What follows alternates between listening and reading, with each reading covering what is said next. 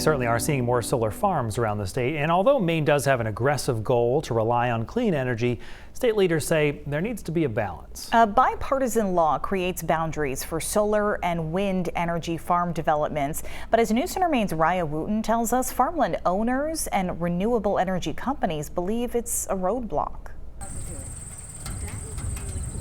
There's 110 years worth of history here at Souther Family Farm. My grandmother moved here, raised their family here. My dad was born in the farmhouse.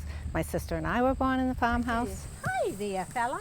If there's one thing Evelyn Norton knows about farming, it's that farmers need an additional income that's guaranteed. Because farming is so iffy. Norton says with the rainy summers Maine has had the last 2 years, it was disastrous last year. Farmers are lucky if they get one good crop, and if there is a profit, she says it's tiny. But luckily, Norton has 20 acres of her 135-acre farm to fall back on. I am grateful and thankful. Every time I look at it, I am grateful and thankful.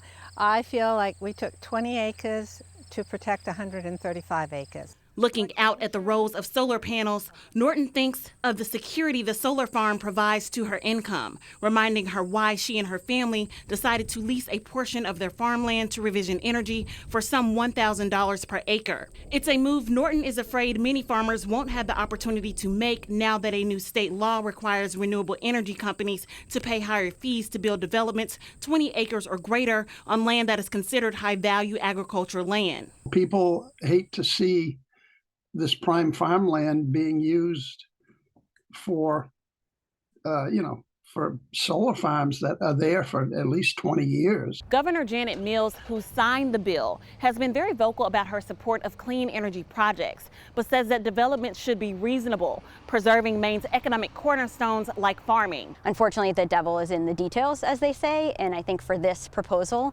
it is really restrictive, and I think it will impact where solar energy can go. And farmers like Norton believes the law stands in the way of a good thing. It's a roadblock.